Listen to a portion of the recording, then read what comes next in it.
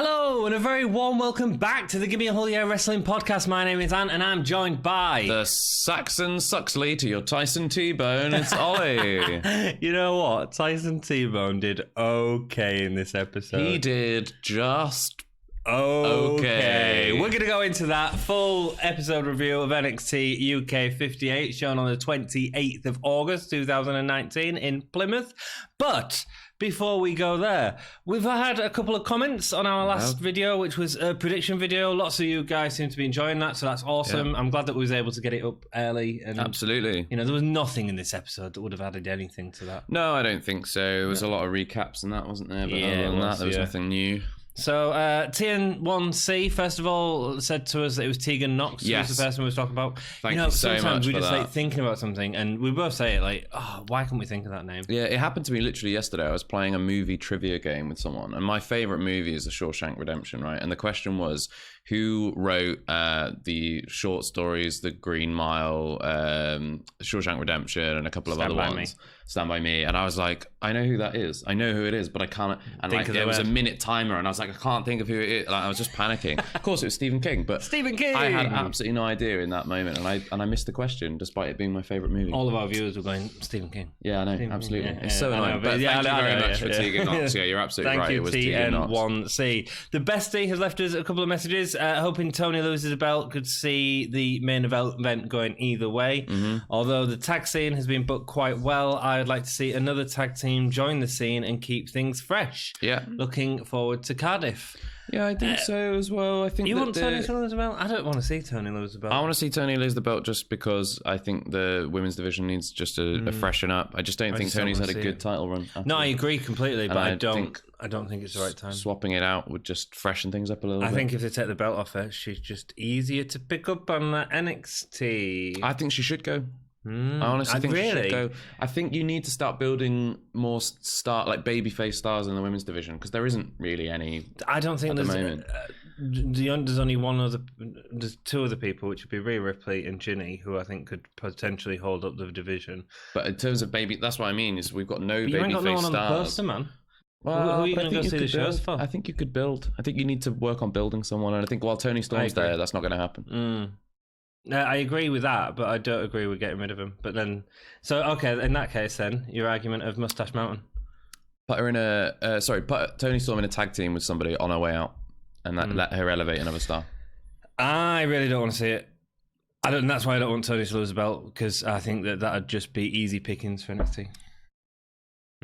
Let's see how it goes. I'd be fine with that. The Bestie also says, rather than taking out Banks, Star should beat him in a short, close contacts, i.e. Balor and Devlin, and then Dar should cut a strong heel promo. Finally, we either get Devlin or Luke Mendez from Ridge Holland, or even Trent Seven to come out and brawl with him.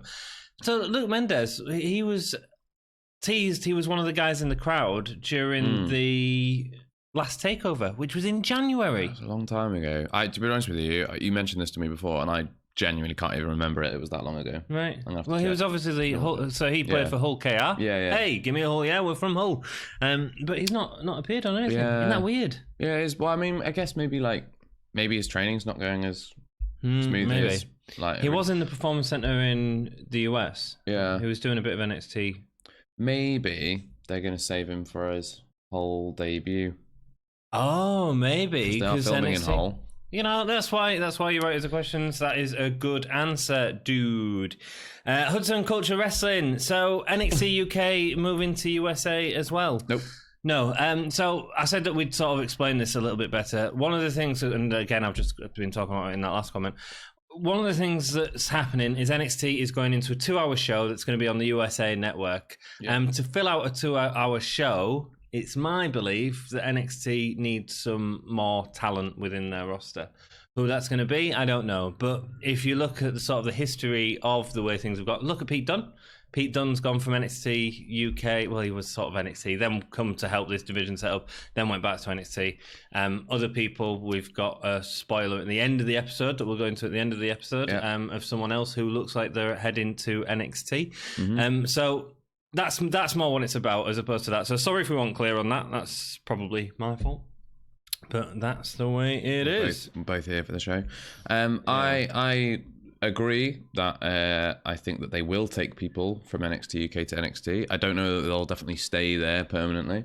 No. But I also don't think that taking stars from NXT UK, as we discussed this last time, I don't think taking stars from NXT UK necessarily will have any potential benefit to NXT. Well, I think it will. Tony Storm, Mustache Mountain, and they're huge here. But I think they've got bigger stars in NXT already that are bigger names in the US. Would you say there's a bigger tag team in thingy than Mustache Mountain in the NXT? US? Yeah. Who? Undisputed Era. One. I'd say probably Street Profits. You reckon Street Profits? Now they're on the main Raw. roster. Raw, yeah. I mean, that's why I think Mustache Mountain will go, because I think that the tag division is so weak. But also you got who was Wesley Blake and what's his face? What are they called? Haha! One of them moments again, guys. Yeah, I know. They're called something. Biker gang thing. The biker, generic biker team 101. Have you still got TM? No, TM61. No, he's gone. Long gone. He's gone. I don't really watch NXT though. No, I don't watch it as much as I should. I did watch it last night because there's a big spoiler that pertains to NXT UK. We'll talk about that at the end of the episode, so we're not ruining it for you guys that haven't seen it yet. Manfred, thank you for coming in. Good to see you back, guys. I hope you're feeling better, and I am. I'm getting much better every day. He's hobbling around a lot less. A lot less. Nice to see. Would prefer Gallus to win over Andrews and Webster. Going for you. The name South Wales Subculture is too long-winded. Yeah, it's a bit daft, isn't it? South Wales Subculture. There's a brand new... Zach Gibson came up with the best name for their team in this episode. We'll get there. We'll get there later on. Stay with us for It's fantastic. Oh, it was great. And Manfred agrees with me, hoping for Tony and Bate to win. Okay, cool. Yeah, I don't want to see Tony go. I think that women's division will completely collapse without her. I don't think it will. No? I think that they just need to rely on people like Ginny and on like those kind of interim medium level stars at the moment, just to build other people. I think the problem you have if you rely too much on one person, i.e. John Cena 2011 to 2015 or whatever, is that the people like CM Punk or the people like Daniel Bryan or the people like whoever who people want to see get built up, it builds up a load of resentment towards those feature stars like Tony Storm, like John Cena. And I think what you'll end up with those characters. I don't think we're there yet, though. Yeah, I get what you're saying, but I don't think we're there yet. I think you run the risk of that happening. That's really, if it was to happen for another year. Yeah, I think it could. Really? I don't know. I think people will get... Because if the content is no good, which it hasn't been, people will get bored. Well, there is that. Maybe they could just get some writers on board. Yeah, it could. Get you to write. I mean, I tell you what, that video package, I can't wait to talk about that actually in the episode, because the video package for Tony Storm and Kaylee Ray looks like loads happened. And it looks like a really good build-up. It did look, and it hasn't been. It hasn't, which is annoying. It lies. Because we've been watching it, I'm like, this isn't how this happened. I was listening to some other guys because I do. I enjoy watching people do predictions videos, just as you guys did when you wrote them comments. Yeah, we got loads of views on that, so thanks, guys. I really appreciate that. I enjoy watching them, and I've been watching some guys who don't watch NXT UK as religiously as we do. I mean, we've watched every episode. There's evidence of that. Every episode, whether they're good or not. Well, even when it was 2 a week. Yeah. So there's a couple of guys saying, "Oh yeah, this has been a great feud." They brought in some really personal stuff with Tony Storm, and I'm like, they mentioned her dad once. You've not been watching. I don't feel like they have, or like at least maybe we're just way more cynical about this whole thing than they are. But that whole like dad thing, and I've got a point about that video package. I've got a point about that video package to go into when we get there. We'll save it for that. Oh my gosh! As I have alluded to, we are going to talk a little bit about the NXT spoiler from last night, which is big. So, but we'll give you plenty of warning and save that until after the review. And we're also going to talk a little bit. You haven't seen it, but I have the Prime Target NXT UK Takeover Cardiff special on the network. We'll talk a little bit about that, whether you should watch it or not. Well, it'll be a good instruction for me as to whether to watch it or not. Maybe I can ask you some questions about it and be like, does it do this? Does it do this? If it does, I will watch it. If it doesn't... There is one or two decent bits in it, I'd say.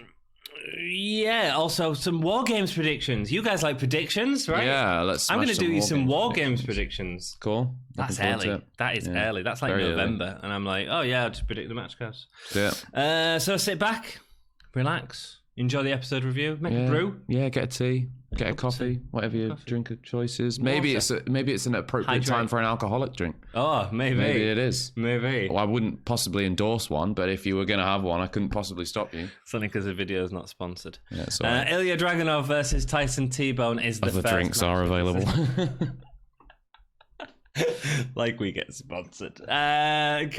Ilya Dragunov versus Tyson T-Bone is the first match. When this match come on, I was like, Dragunov.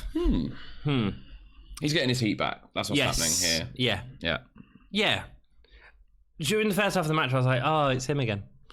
And I didn't know if I cared or not. Yeah. I was like, oh yeah, he's crazy.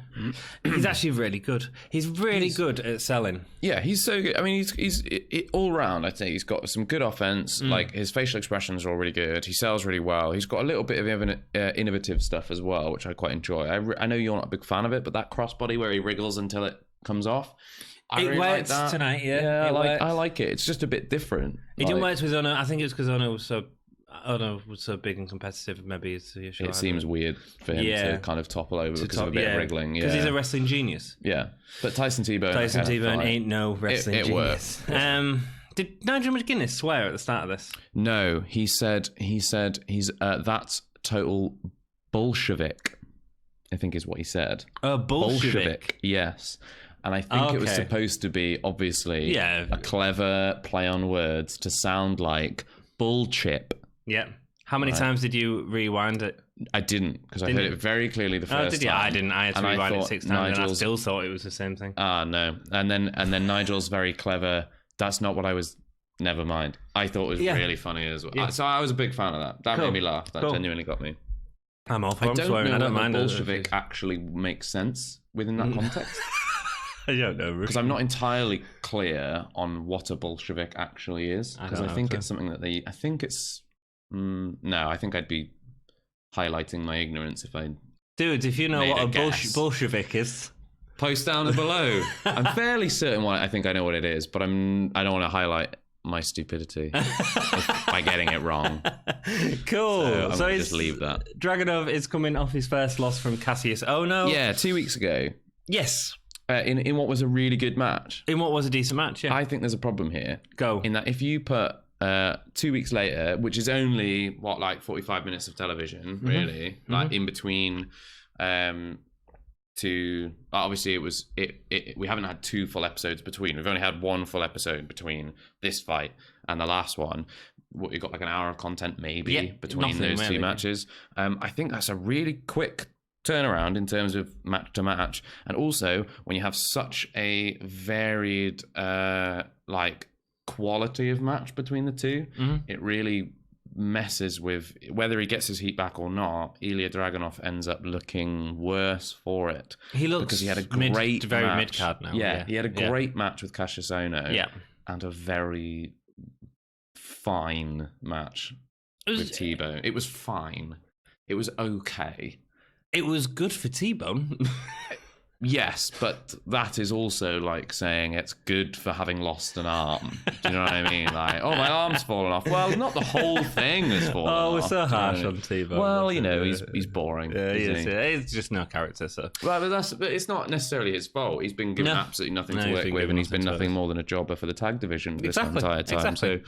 So, who cares? Running, T-Bone catches Dragunov, falls back with him. You just talked about that same move that we saw with Cassius Ohno. A nice standing senton onto T-Bone. Dragunov is such a good seller. Even for T-Bone, he really made it feel and look like a competitive match. Yeah. Always interesting to watch. I'm not sure that all the craziness works.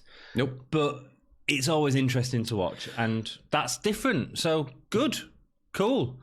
A release half and half suplex looks great from T-Bone. We suddenly see Tyson T-Bone moving into power moves as opposed to just sort of punches and clotheslines. Those sort of strikes that he was, because they were building him as like a bare knuckle boxer, I think, when he first debuted. Yeah. On NXT UK. But this is how Tyson T-Bone was very much similar to the Coffee Brothers and Wolfgang.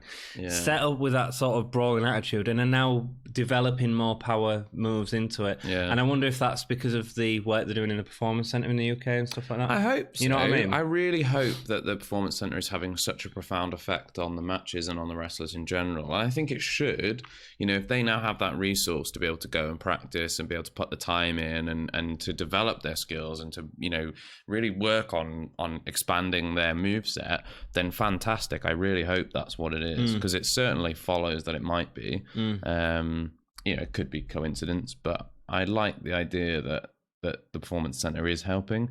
And if that is the case, and WWE can see that, and they go, oh, well, we know that they're getting better because of the Performance Center, that's something that they will invest into more, and they will give more opportunities to more people, and that will continue to grow and expand and make for a more interesting product. More interesting product, and invest more money into professional wrestling in the UK. I mean, in terms of brawling, I don't think NXT UK is going anywhere. I don't. No, I think it's doing well enough. It'll stay. It'll definitely stay. I think 205 line might be shut down, but I think NXT UK will be staying.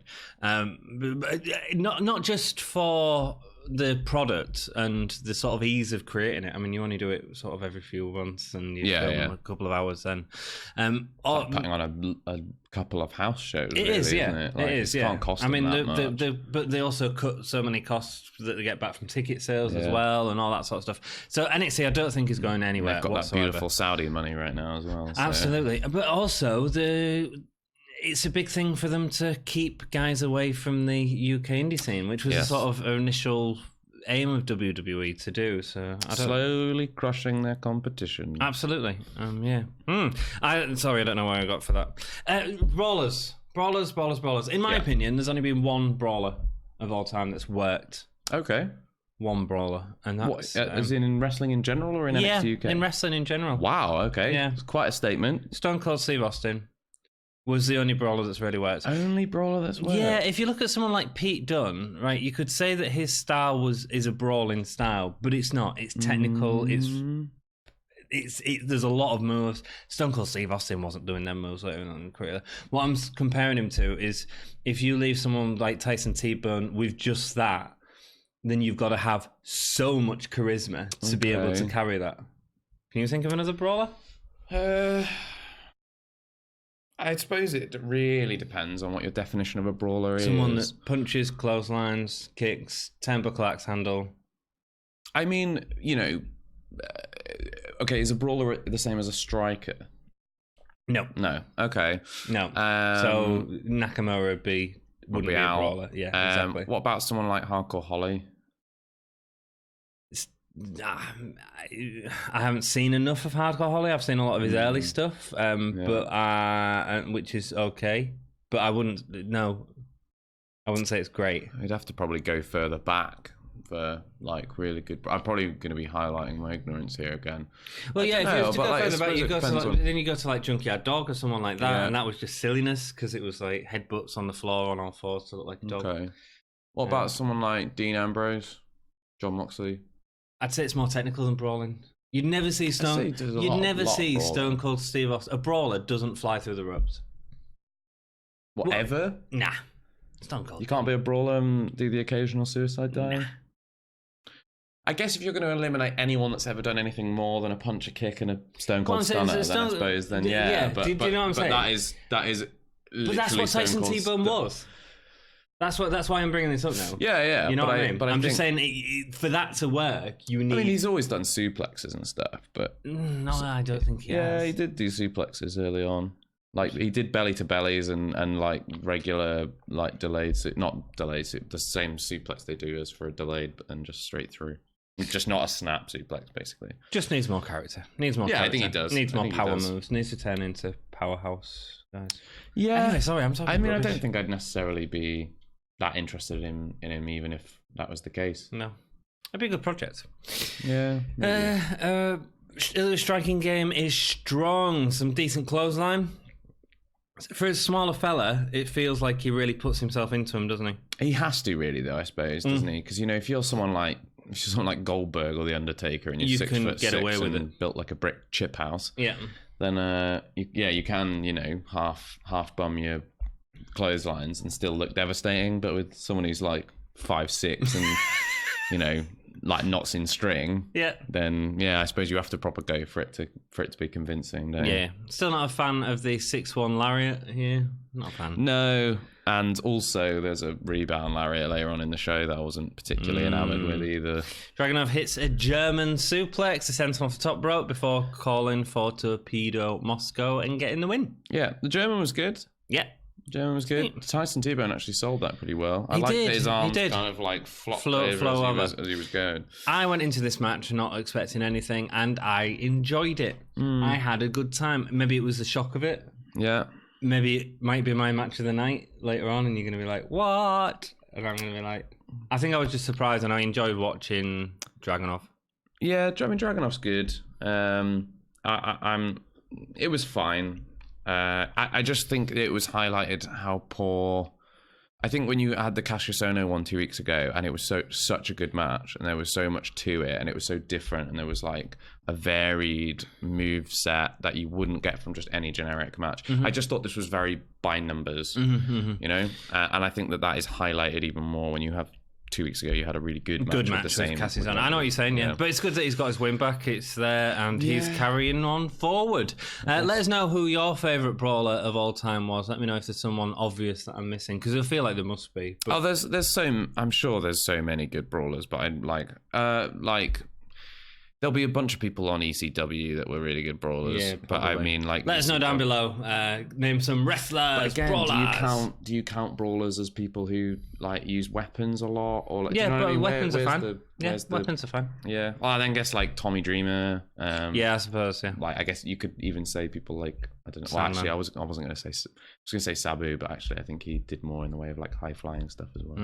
Mick Foley did a bump or two. Yeah. Anyway, I think there's a few. I tell you, it'd be really good. Steve Blackman. Okay. Steve Blackman did a lot of like, but he was like martial arts strikey. But I'd say still, that's the problem. I think it's the definition of brawler. Yeah, fair enough. I get it. You kind of go like, well, who's actually really what? Like when I was thinking of like, okay, who wrestled exactly like Stone Cold Steve Austin? I was like, well, of course, only Stone Cold Steve Austin, because obviously only Stone Cold Steve Austin is going to wrestle like Stone Cold Steve Austin. Maybe it's just because he's the greatest brawler of all time. And I just think he's one of the greatest wrestling personalities of all time, isn't he? I don't think he's one of the greatest wrestlers of all time. No, not by a country mile, but definitely one of the, if not greatest. I'm loving watching him. We're covering him a lot on Wrestling Rewind. A lot.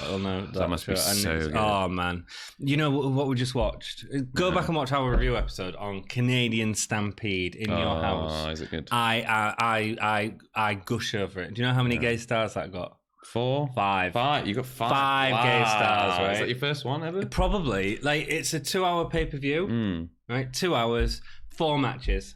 We're going on a tangent, but who cares? It's Takeover this weekend. Yeah, this episode was pretty like no one's going to watch anyway. it. I'm just going to talk to you. The next 4 matches. Mankind, Hunter. Yeah. Okay, right. Great. Which one? The really good one? No, it's not. No, they did loads after this, but it's a really good match. It's sort of just after Hunter's King of the Ring win. Yeah. Next up, Taka Michinoku versus the great Samsuke. Okay. Good match. Incredible match. Cool. Like Michinoku driver in WWE. Wow. You're like, okay, yeah, cool. Next match, Vader versus Undertaker. Nice. Probably the weakest match on the card. Okay. Still great. Actually, a really good match by them too. And then the Hart Foundation, and this is an incredible match. The Hart Foundation is the best 10-man tag match of all time. Fair. The Hart Foundation: Brian Pillman, Owen Hart, Bret Hart, Jim the Anvil Neidhart, and I knew I'd miss one, British Bulldog. Okay. Versus Legion of Doom. Yeah. Already good. Yeah. Ken Shamrock. Yeah. He doesn't do much in the match, actually. He's one of the negative points of it. Goldust, Stone Cold Steve Austin. Is it Stone Cold Steve Austin, or is it at this point? It's Stone Cold Steve Austin. Nice. It's Stone Cold Steve Austin, Bret Hart feud. Cool. We're leading up to the double turn of it? No, that's already happened. That was at WrestleMania 13. This is at Calgary in Canada.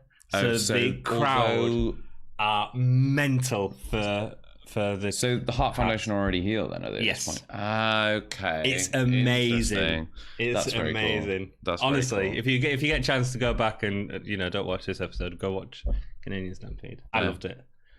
That was great, man. Sorry, right. All right, back to the. Whew. Hey, what do you call a man with no shins? Go on, Tony. So Tony Storm, Kaylee Ray recap. Good transition, right? Except he stopped way too long after the so it didn't become a transition. It become a. So we get a recap of. I've taken over your job. It's fine.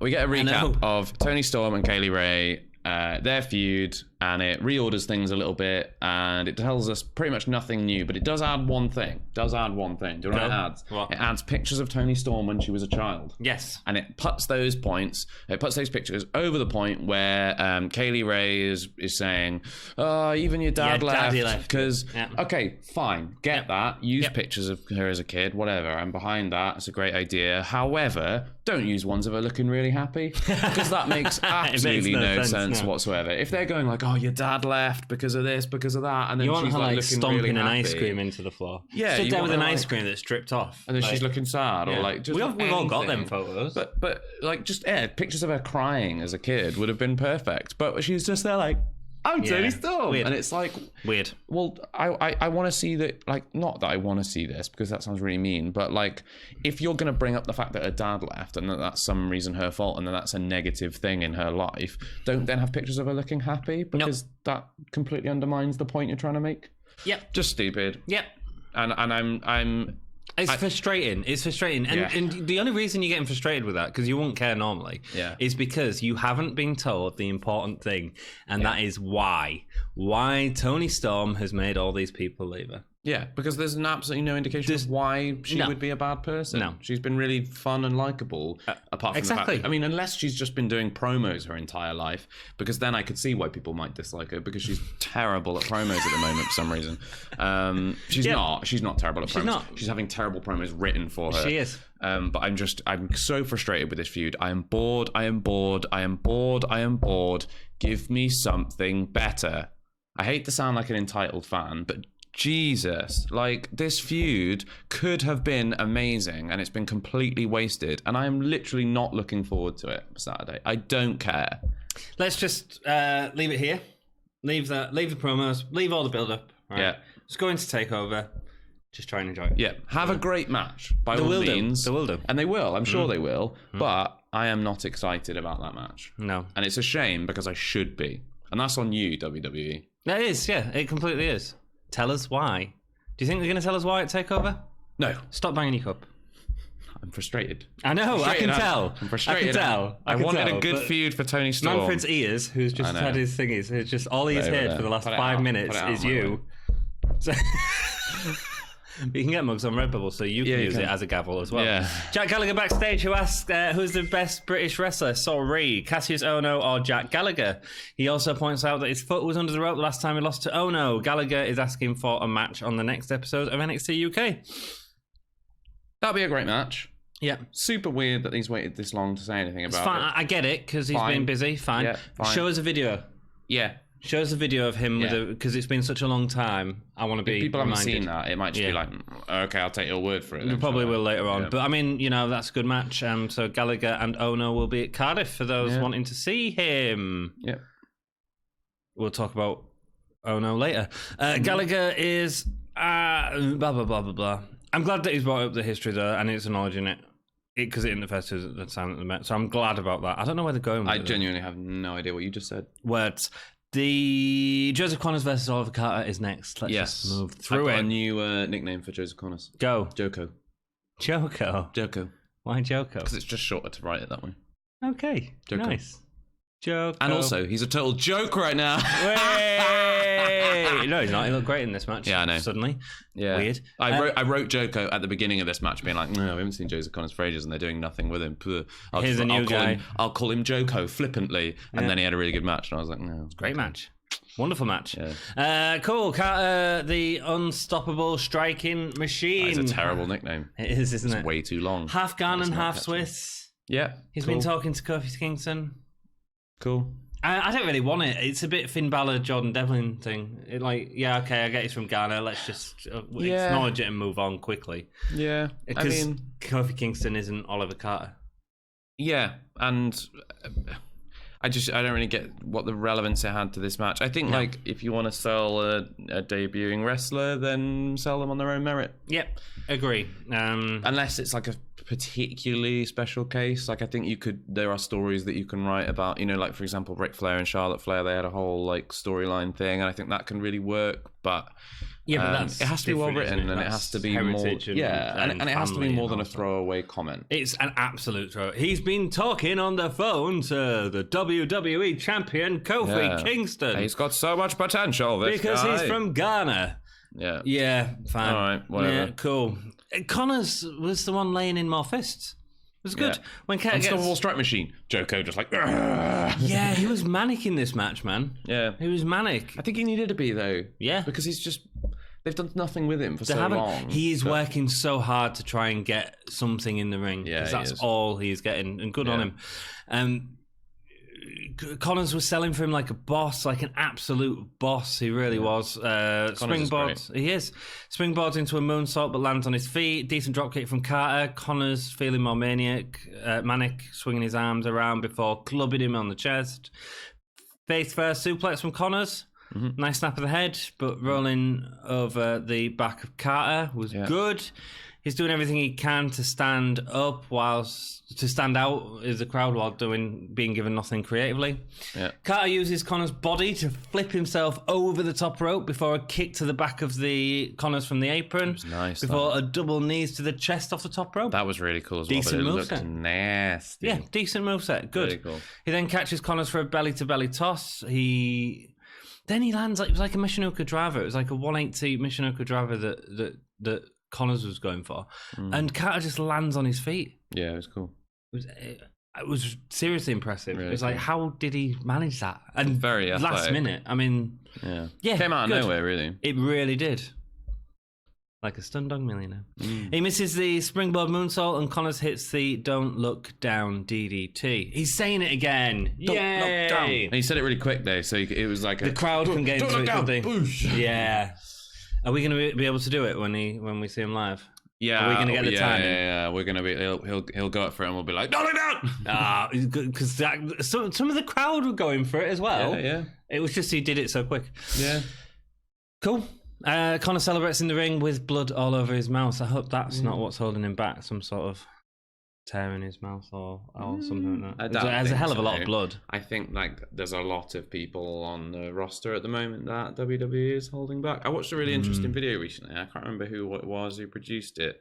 But they were talking about WWE's inability to build multiple stars at once. Yeah, they're really struggling. And it's absolutely hit the nail on the head. Yep. Like, it's such a problem with them that they can only ever really focus on giving like one or two people a proper rub at any one time. You know why? It's one person who owns it, who decides everything. Apparently, Vince went into SmackDown this week and got there and was like, "Nope, script's done." And it turned out a decent show. Yeah. But how can one person control all them moving parts? I know. You can't. And then what ends up happening is the writers start to do something creative, and then he comes in and goes, Yeah. I wonder how much of an influence he's got on NXT UK. I wonder who actually books that. I'd like to think it's Triple H, but I don't think it will be. I think it's going to have to be somebody like... It might be Michaels. I know he's been at the UK Performance Centre a lot, and Michael's good at storytelling. Be interested to know, actually. I could probably find that out, actually, by Googling, but... I mean, that would ruin the fun. Yeah, because Matt Bloom does a lot at NXT as well. So yeah, maybe it's Robbie Brookside. Could be. If it is, there's some great. There is some great stuff in NXT UK. There's some really good stuff. Oh yeah, like we've been in a kind of a bit of a rut recently. Mm-hmm. But I was thinking back to like when the tag division was really forming, and then the women's championship was being unveiled and all that stuff, and that was so exciting. It was so good.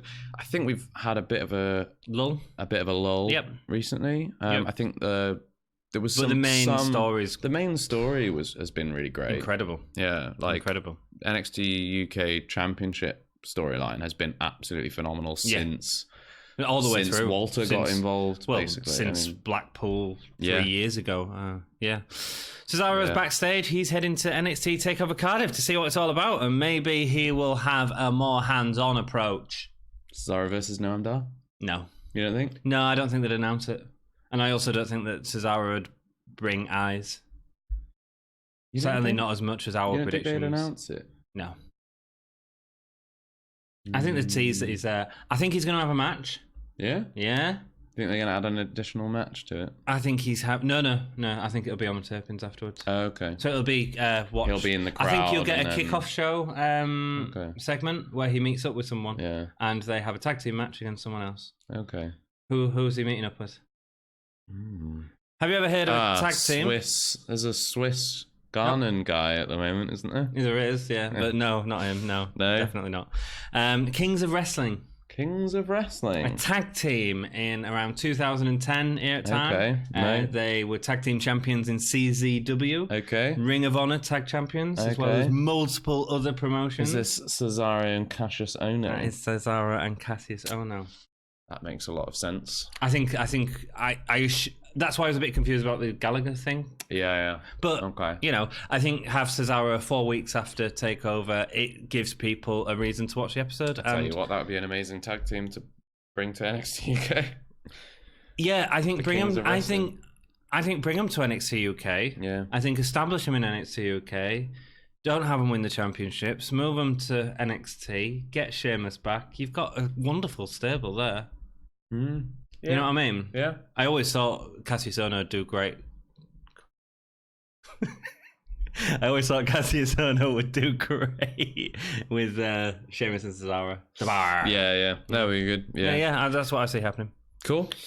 I don't think it's even a bad thing for Cesaro because they're not doing anything with him. No, they're not I mean, doing all he's anything. doing is knocking on doors of Aleister Black. Yeah. And stuff. I mean, he's putting on amazing matches all the time, but He is. But it's just not, People don't go to see WWE for Cesaro, and that's really sad because he is top of the game. Because he should absolutely be at the top, but it's just because of the way he's been booked. He's been booked, to be that mid-card guy that puts people over, and Vince doesn't see anything more than that in him, which is a shame because he could... I was reading another thing, which was... it might have been in a results thing on Bleacher Report maybe, and it said like the fact that someone of Cesaro's level has never been world champion is unbelievable. And I think it's absolutely true. But again, I think put him on NXT UK, let him build up this tag team while he's not really doing out, and then I think go to NXT, and I think there would be a really dominant force in NXT. Who wouldn't want to watch Mustache Mountain versus Cesaro and Cassius Ohno? That'd be really good. Or Cesaro just does a quick, brief, a spell in NXT UK. Can you the next takeover Walter versus Cesaro? That'd be be down good. for that. Yeah, that'd be good. Even not at the takeover, even if it's just on a taping. Imagine Walter versus if he Cesaro. showed up and joined Imperium. Can you imagine? No. That'd be unbelievable. No. Do you know what? If all of this happens and he goes into tag team, amazing. If he does come back and we end up seeing him versus Noam Dar, and he is the guy that they bring in, that'd be really cool as well, because that would be a great match. It will be a great match. So good on Cesaro. Looking forward to that. But I do think it is a more... Yeah. I think he's more of a wrestler of stay and watch this for the special in 4 weeks' time. Yeah. I got my segment 6, right? So that was segment 5 on my thing. Segment 6 is just so many adverts. Oh, there was a lot of adverts, man. Wasn't there? Yeah.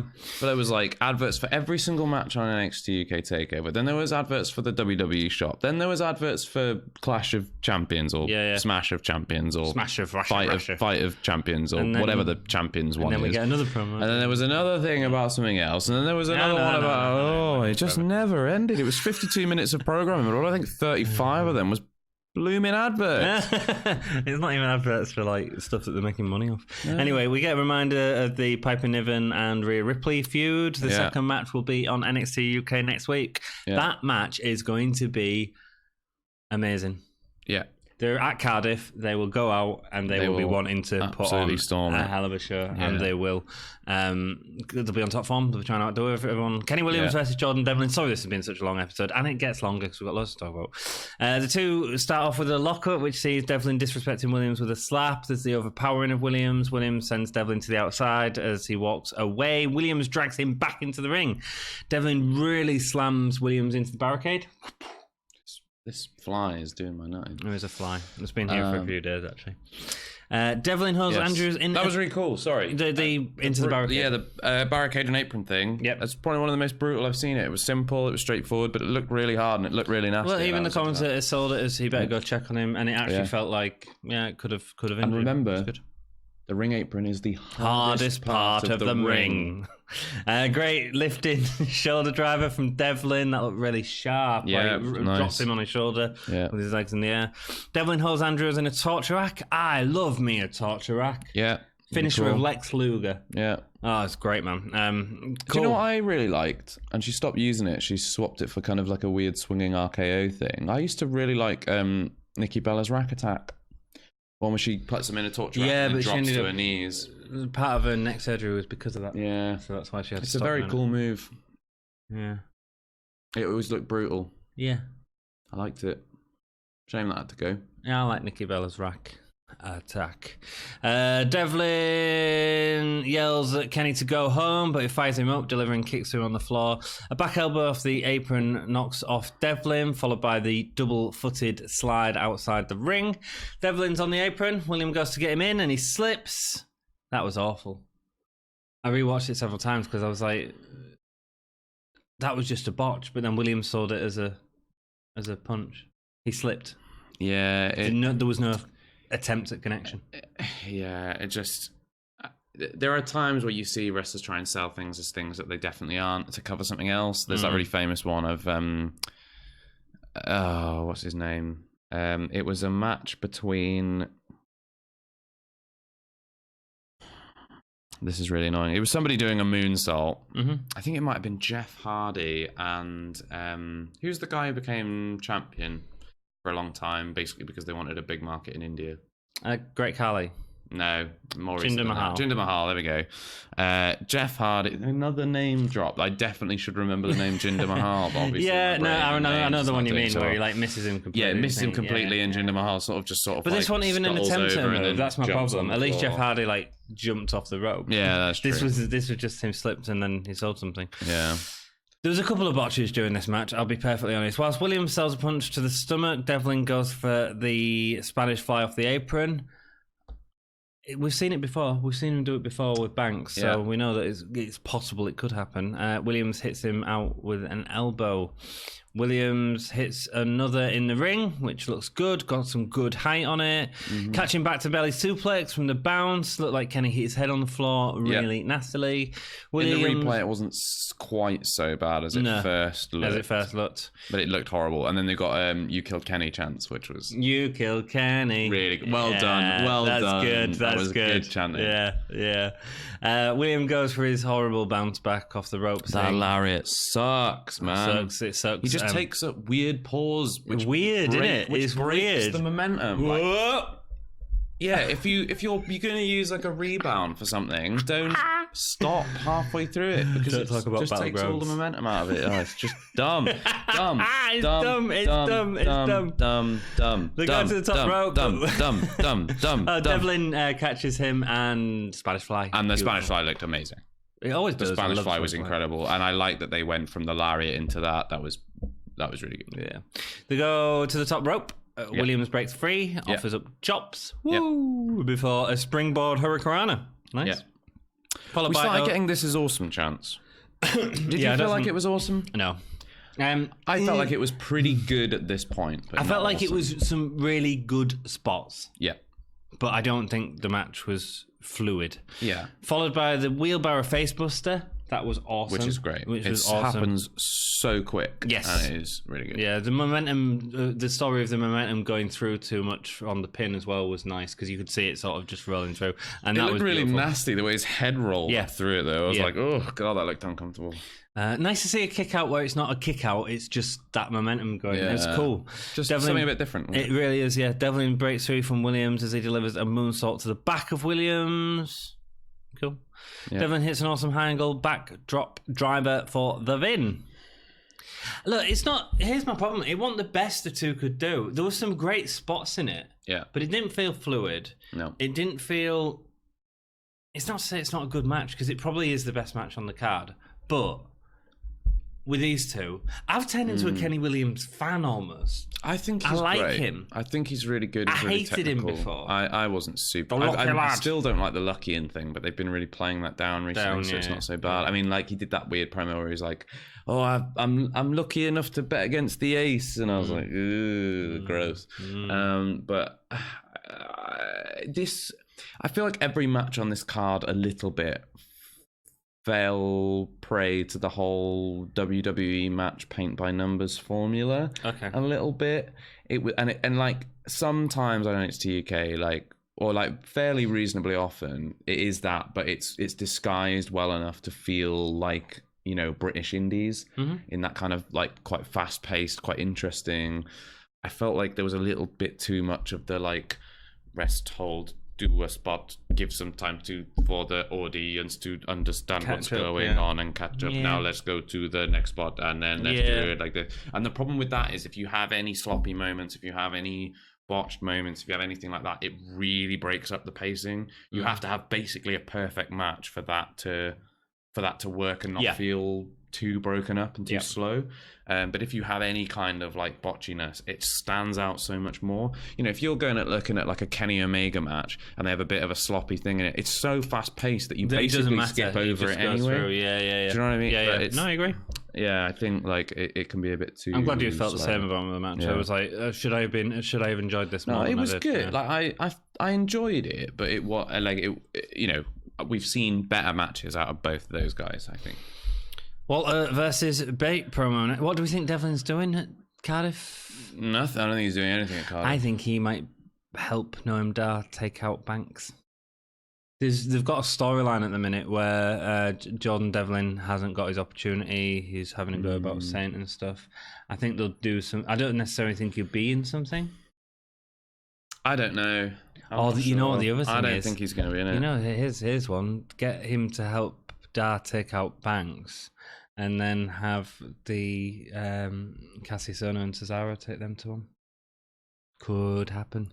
Yeah, that would be fine. I don't see it happening. I don't think he's going to be on the card. And I think that they're going to let that be his story going forwards. Okay. I think like coming out of the end of this takeover, his thing is going to be, I have worked my butt off. I have fought for everything that I've ever achieved. And I think they might even do the slow face turn with him. I still think they might do it. Yeah, because this was a very heel match, wasn't it? Because I genuinely don't think Tyler Bate is leaving takeover with the title. No. And I think that they need to build up a babyface who is like believable as someone to take out Walter. Believable babyface, yeah. Devlin would be given the chance to turn face and then earn his shot and then win. And we already know that Devlin and Walter can have an amazing feud because we've seen it before. And you feed Mastiff to Walter. Time. Yeah, that would be a good story, good build. I'd be into it. Walter versus Bate promo, great build for this, man. The 7 stuff especially has been great. And does it? This sort of feels like the last hurrah for British Strong Style at this point, doesn't it, as well? I think it's got to be the end for them. Yeah. I'm really surprised they showed us last week the Tyler driver prior to Cardiff. I mean, they showed it, and I would have thought that would have been a can he get that? Now we know he can. No, I think because Walter's walking away with the title, I think that they needed... I don't think he's going to hit that move in the actual match. Oh, don't you? No. Okay. I think we are going to get a big strong boy picking him up and spinning him around. Kick out. Yeah, maybe. I think... I think in a week's time, Imperium are going to be talking about how they have beat all of British Strong Style. I think so. Which is good. Good for them. Brazilian Vets come out asking if this is a rib. Hey, is this a rib? That was great. Yeah. That was great, man. Yeah, using an insider wrestling term there, which is cool. They have a go at Johnny Saint for making this a triple threat tag match. Gallus come out, but Gibson continues talking over him, calling out South Wales subculture. Yeah. So they come in, even as Webster's attacking Gibson. He's sort of calling him a joke. It's really funny. So this is where he gave them their brand new name, which is in my mind. Bear in mind, I am from Wales originally, so I'm allowed to find this hilarious. Go on. He called them the Welsh wet wipes. Welsh wet wipes. Which I just think is such a good name. He's for them. so good. The Welsh wet wipes. That's what they're going to be called from now on for me. So well done, Gibson. Andrews flips over the top rope. Wolfgang hits a decent clothesline. Grizzly Young Vets and Gallus brawl as South Wales subculture look absolutely weak and pathetic by lying on the floor. And like looking. The commentary is trying to sell it as like, oh, it's a brawl between all three teams, and it cuts to the action in the ring, and Grizzled Young Vets and Gallus are like brawling at each other, and the two Welsh wet wipes are just lying on the floor like. But they're like conscious. They're like looking, like they look alert, but they're like lying on the floor like little mammals, just like So what do you reckon? I mean, I still think the Gallus. I think South Wales subculture, and I think that booking works into that as well. Yeah, maybe. But fine brawl, whatever. I don't know. I think they're there to eat the pin. Yeah, we'll see, man. We'll see. So more to talk about after rating our episode, so don't go anywhere. Sorry this has been such a long episode. It's all good. It's more content for you. Yay! Give me a whole stars for this episode. Like 1.5. Yeah, 1 3/4. We give such lows. Of course. No, when I started out and I was like, 3 stars, and I was like, no. I don't know. If the overplayed my camera goes off, just bear with us. We'll carry on with the audio and we'll just upload the audio because we are not filming all this again. Best match. I don't know. I think the storage has just run out. Sorry. Best match. I would say Kenny Williams, Jordan Devlin. Yes, I agree. Just for the spots. Best performer. Good question. I think Joseph Coffey. Sorry, Joseph Connors. Joseph Connors. Joseph Connors. Joseph Joko. You did a good job. You did a good joke. Coffey. I'm having a problem with names. Ilya Dragunov, I thought, did really well tonight. I thought he made it a competitive match against Tyson T-Bone, which was certainly his strongest performance as well, so that's good. Holy chip moment. Connors gets a win. Oh, right, yeah. Maybe. Fair play. Or I think that wheelbarrow face buster. That was pretty sweet. I think probably my initial reaction to Williams landing on his head, I think, was probably, I was like, oh, God, he's dead. And we got the replay and it was fine. But I think probably that, for me, was my holy chip moment. Whoa! Next up, we're going to talk a little bit about Prime Target NXT UK Takeover Cardiff. Yes. It's a network special. It's 25 minutes. I'll sort of say whether I think you should watch it or not. Yeah. It's one of them really well produced specials. You know, a lot of slow motion stuff. You've got Bate and Walter at the last takeover, so they're sort of there going through the crowd, saying people. It starts with the free. It's a really great 3-minute video package. They will reuse this in the kickoff show, something like that. Yeah. It's a 3-minute video package of the beginnings of NXT UK division through to Blackpool, through Imperium tearing it all down, and to where we've got now. And it's brilliant. It's a really good 3-minute. It's worth watching just for that, I suppose. What's the 3 years been for Bate? Because obviously Bate was our first champion 3 years ago. Yeah. All the British Strong Style lads helping him out. Trent talking about when he was coming up, he saw a talent in him and decided to train him and take him under his wing type stuff. That stuff's really nice. You get some nice stuff with his mum where she's talking about him going up, taking him to wrestling events. We see him in a Rey Mysterio mask and all that sort of stuff. It feels like a WWE 24 documentary, and then it goes into a promo. And it's that point where it's really difficult for me. They did this with Chronicle as well. It's from Dean Ambrose Chronicle. Chronicle was just following, like Shinsuke Nakamura prior to WrestleMania. It was just following him, really, and just talking about him and where he's doing and his struggles and just that. Yeah. Then they did Dean Ambrose Chronicle when it came back, and it was like, I'm really struggling and I've been struggling. And then it all turns into character stuff and a character promo. Exactly the same happens here with his mum talking about... can you talk to us about how you felt when your son was getting attacked by Imperium? I don't want to talk about that. It's a work. You know it's a work. Like you've made it believable. And I understand it's just a fine line. It's just something. Don't look at it as that. Look at it as a bigger picture. Yeah. A bigger picture to this feud. Walter. We see Walter in Europe. I'm just going to say that because I can't remember exactly where it was. He talks about WWE asking him to move to England, which is something that we've heard about before, and he said no. They also asked him to move to the US, and he said no. That's why Walter is staying in NXT UK. He won't be going to NXT full time. There's some interesting stuff. They've got more of the Walter training session, but they never sort of go into his past or anything. Walter talking about British wrestlers not being trained very well and all that. It goes into a promo, basically. And all of Walter's students are talking about him abusing them. It's weird. Talking about him abusing them. It's they're like, oh, this is a really hard academy, and Walter believes in treating us like... It's just weird. Anyway, there's some nice backstage footage from Download where Tyler Bate was taken off after the attack. I'm surprised I've not used that in any of the packages. There was all sort of carrying on the performance backstage behind the video wall. It was really cool. Is that where Trent Seven goes like, "Oh, someone get a medic"? Or yeah. They showed a little bit of that. No, but this is even a lot more than that. Yeah, a lot more. Yeah.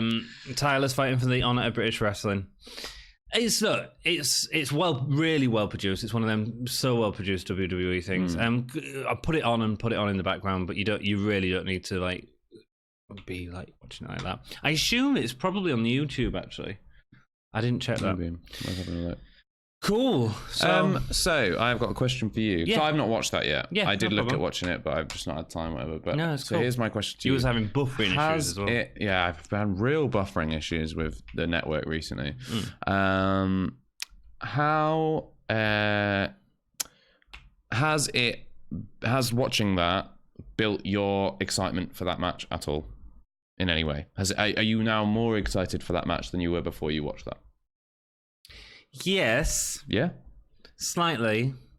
There's something about Walter's winning, and I keep saying that Walter's winning because it makes all the sense in the world. Then there's this little thing in the back of my head saying, 2-time champion, first time 2-time champion. WWE loves stuff like that. It's a big. I mean, it would be a huge thing for Tyler Bate to win because he's the little underdog boy and he's a big strong boy. I don't see it happening. No, I don't. I really but at the don't. same time, I see something like this and I think, why are they doing this? Yeah.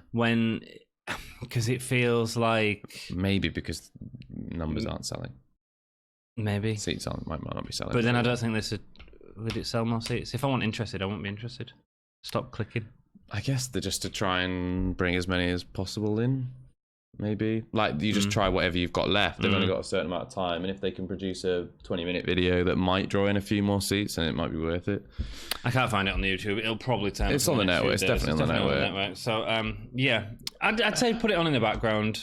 You should probably just put it on in the background when you're doing something else, and it'll just sit there buffering forever. Yeah. Spoiler time next. So thank you very much if you're leaving us. We're going to talk a little bit about what happened on NXT last night. If you don't want to know anything about it or you haven't seen it, come back to us or whatever. And thank you very much for joining us for so long as well. And a little special for you, just keep it GAHY. And also we're going to be back on Saturday for a live stream of what Cardiff. time does that start? 7 GMT. Yeah, so we are probably going to start. You'll probably see a test in the daytime, and we're going to move around the room a little bit. And so you probably see a test on the daytime. We'll try and delete that as quickly as possible, but it'll probably just be us bumbling around on camera.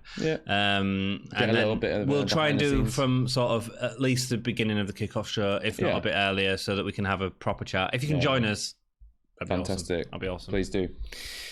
Toy time, 28th August episode of NXT. Shayna Baszler came out and was interrupted by Rhea Ripley. Rhea took the mic off her and says that she knows what Baszler's going to say, and she doesn't need to say it. She's going to say that she's beat everyone in the women's division. Well, you ain't beat me. Rhea Ripley's in NXT. Yeah. That's full-time NXT stuff, isn't it? The Cardiff, once she's done with Cardiff, she's gone. Do you think? Yeah, I think that match with Niven is happening, and I think she's going across. I think it depends entirely on what happens in that match. I think if Shayna Baszler wins, there's no reason necessarily for Rhea Ripley to stick around. But I assume that match is going to happen in November at War Games. I assume. That's a long time. Good. Yeah. And it's weekly television across there. No, not pre-tapes. They did the same with Pete Dunne, haven't they? They've had him at the house shows, but they've had him... Could be a transition over. I think if you're going to have anybody beat Shayna Baszler, Rhea Ripley makes is sense, a very man. good choice. Yeah, I'd love to see the match, actually. Yeah, I've been talking actually about that match since pretty much NXT UK started, and I've always said that would be a really, really, really good match. One of my favourite Shayna Baszler matches was with Toni Storm. It was great, really good. She got a huge reception. Good for her. It's really sad to see her, and I think she has. I think she's gone. You don't need her when you've got Piper Niven and Jazzy Gabert, I don't think. You see, this is what we were talking about earlier, and it was this whole thing about Toni Storm. I don't think that they're big enough to. I think Rhea could have been, but I think without Rhea, you need Toni. I think that it is too much to build an entire division on one star. Person. Cool. I think that you have to have a bit of faith in the rest of the roster and let them elevate themselves. I mean, when a bunch of WWE's stars went over to WCW, they floundered for a while, but how did they eventually bring it all back? They built stars out of people who weren't stars before. Stone Cold Steve Austin. They made themselves as well, yeah. Do you know what I mean? That's how you do it. You've got to build stars, because if you rely on if Toni Storm and Rhea Ripley stay in NXT UK forever, when is anybody ever going to come up? I just think I think Rhea is a big star in terms of wrestling. Obviously she appeared in the Royal Rumble earlier this year, so people know her. She got a great pop in NXT, so best of luck to her in that. I'm just a bit gutted we're losing it from NXT UK. Yeah, it'll be sad. Potential. It'll be sad, you're but right. We have got bigger people. We've got the big people to take over her. Yeah, and let's be honest. NXT UK didn't use Rhea Ripley, right? No, they didn't at all. Championship reign was terrible. Yeah, and for her, she needs to go somewhere. And if she gets booked properly and she goes over Baszler, which I think she absolutely should, because Baszler needs to come to the main roster soon. I think that she'd be a really good next NXT Women's Champion. Yeah, and she could have a really good reign and put over some up and comers there. It'd be good, wouldn't it? It'd be good. Yeah, I think so. I don't know if she's a face or a tweener or what. She's got such a good reaction. That's great. So the next big takeover pay-per-view, War Games. Yeah. Let's do some predictions, considering that video did so well. All right. Should we not save that for its own video? Yeah. Yeah, but I mean, we'll do that closer. We'll do it in November sometime.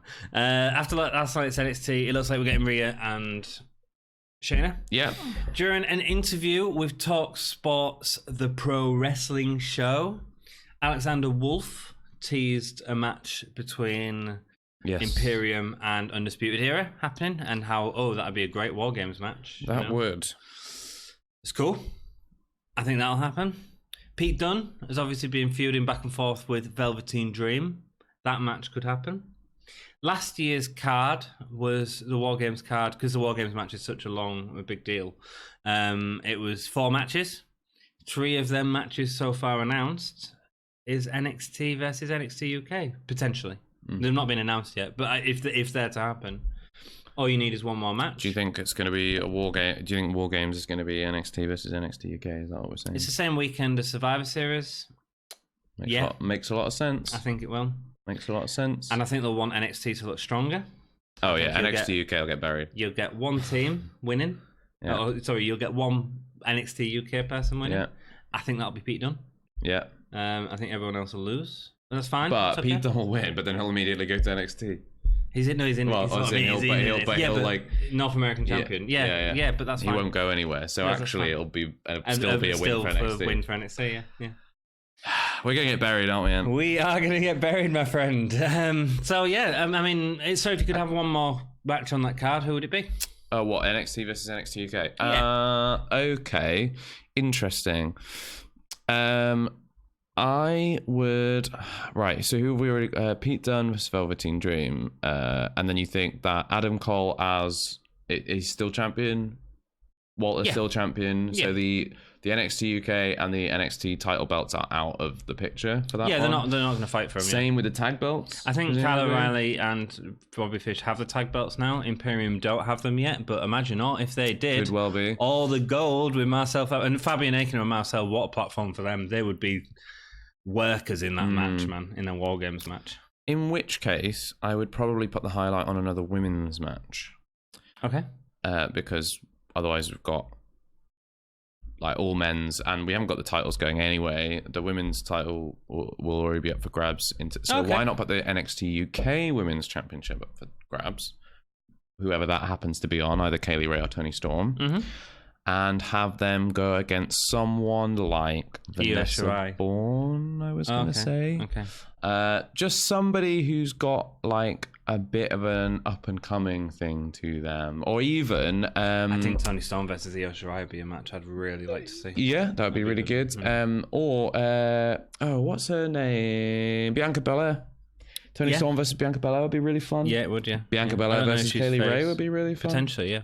I think that there's a slight issue with both the or Candice LeRae. Toni Storm versus Candice LeRae. But you're also missing out a lot of lads in that as well. I mean, we've got guys like Jordan Devlin.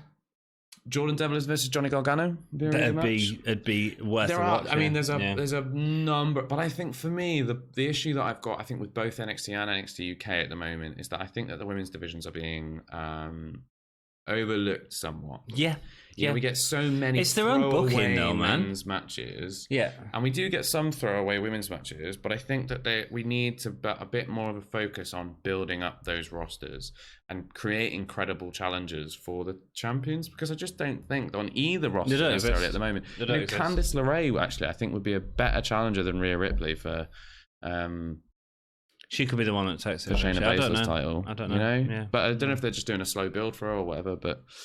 And I think that we've just lost video, so that looks like a good time to end there. Do you want to refilm the full thing again? No, I definitely do not. Neither do I. Let me put a holding screen on for you.